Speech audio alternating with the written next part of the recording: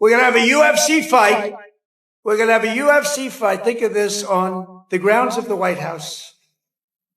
We have a lot of land there. We're going to build a little, we're not, Dana's going to do it. Dana's great, one of a kind. Going to have a UFC fight, championship fight, full fight, like 20, 25,000 people. And we're going to do that as part of 250 also. We're going to have some incredible events, some professional events, some amateur events. But the UFC fight's going to be a big deal too. And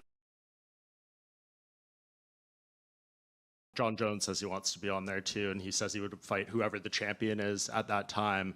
But would you be okay with him like coming back and potentially winning that belt again? And you might have to go through. Well, it's not even about him winning the belt. I mean, you know how I felt about him. I can't risk putting him in big positions in a big spot and have something go wrong, especially the White House card. The GOAT wants the White House, but Dana and Rogan just slammed the door shut, and Jon Jones is not taking it quietly. July 4th, 2026, President Donald Trump promises an octagon on the South Lawn, the most patriotic cage fight in history. Jon Bones Jones hears it, tears up his retirement papers, jumps back into USADA. Tweets fly memes explode, betting lines open overnight, enter Dana White.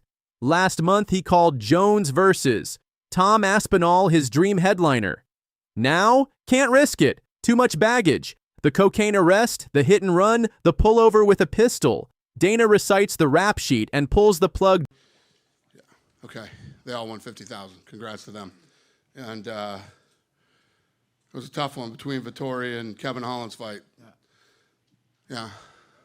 Huh? And the main event as well. Huh? Yeah. A good point. Very good point. We'll start with the main event. You know, another BMF title fight that lived up to the hype, right? The two guys going there and leaving it all in the octagon. Give us your thoughts on the fight and how it played out. Yeah, I mean, it was an incredible fight. I thought going into the last round, the fight was closer than the judges had it, but yeah, I mean, it lived up to what it was supposed to be. The card did. The card was great. Fantastic. Joe Rogan on his JRE MMA show with Khalil Roundtree Jr. doubles down. Dana can't trust Jon not to F something up. Rogan calls it a liability the White House can't afford. Roundtree nods. Tough spot, too risky. Jones posts a surprisingly measured X thread. Accepts past sins. Vows to stay in the pool. Stay ready. Fight for my country. Says the White House card gave him a deeper why beyond belts, ends with, I'll be ready. July 4th, Dana afraid a Jones meltdown would embarrass Trump on live PPV. Aspinall versus Gaines sells in Abu Dhabi. White House needs a squeaky clean poster boy. Rogan has defended Jones for a decade. Now even he says no. That speaks volumes. Dana's right, can't trust Bones. White just killed the biggest fight ever. Let him fight. Secret Service can't choke harder than Matt Hamill did. Poll results flash on screen. 57% say book Jones anyway. 43% too risky. Is Jon Jones the greatest talent we'll never see on the biggest stage? Did Dana and Rogan just save the White House card or ruin history? Drop your verdict below. Smash that like, sub, and bell. And we'll see you when the next meltdown hits the timeline. Jon Jones just dropped a 3-word bombshell. I like this. And with that, the GOAT lit the entire MMA world on fire. Again, he retired. He re-entered the testing pool. And now, he's teasing the very fight he swore he'd never take, Tom Aspinall. This isn't just a U-turn. It's Jon Jones at his most chaotic just weeks ago. Jon Jones walked away from the biggest fight of his life, a historic unification bout against Tom Aspinall. He said he was done.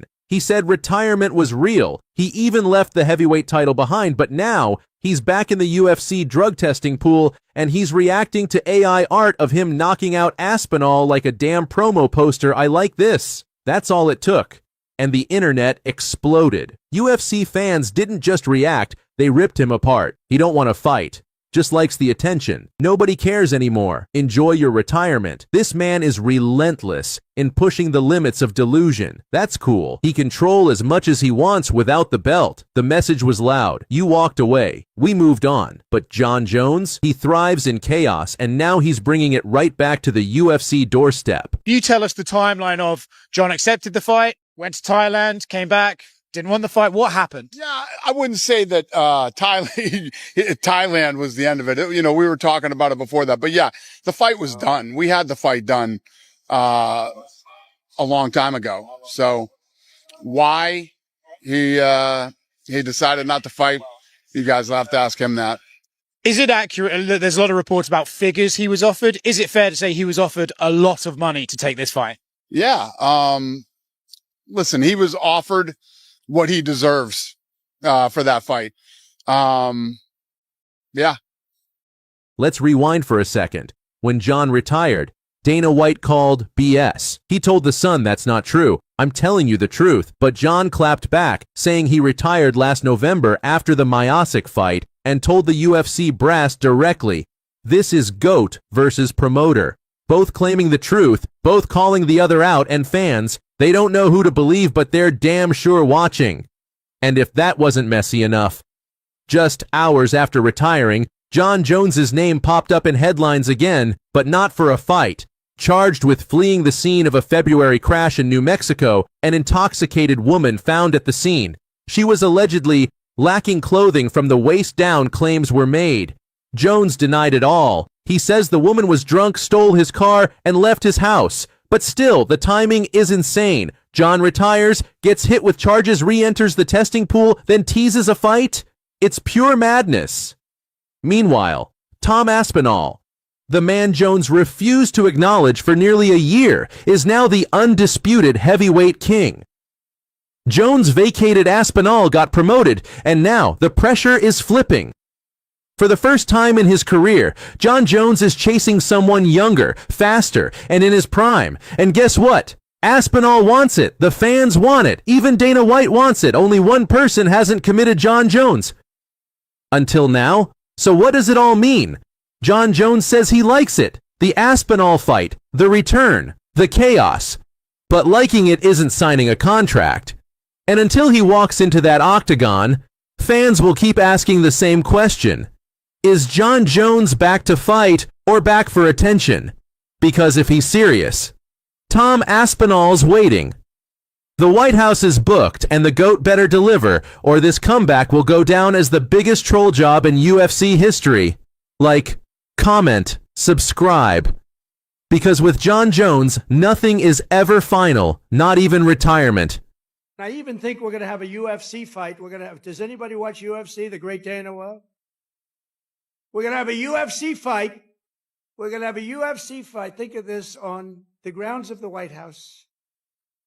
We have a lot of land there. We're going to build a little, we're not, Dana's going to do it. Dana's great, one of a kind. Going to have a UFC fight, championship fight, full fight, like 20, 25,000 people. And we're going to do that as part of 250 also. We're going to have some... Did Donald Trump just resurrect Jon Jones versus Tom Aspinall? That's right. The most cursed super fight in UFC history might be back on. And this time, it's on the freaking White House lawn, July 4th, 2026. UFC 300-something. Nah. UFC declaration. Championship fight, full fight, like 20, 25,000 people. And we're going to do that as part of 250 also. We're going to have some incredible events, some professional events, some amateur events, but the UFC fight's going to be a big deal. Dana's going to build it 25,000 people championship fight. It's happening. Trump's back in the Oval Office, and Dana White, he's already greasing the wheels for what could be the biggest MMA event in combat sports history. Forget Madison Square Garden. Forget Fight Island. This one's at 1600 Pennsylvania Avenue. But other than that, Jon Jones behind the scene is not a guy that turns down fights. Would you guarantee 100% we see that fight? Yeah. I'll say 100%.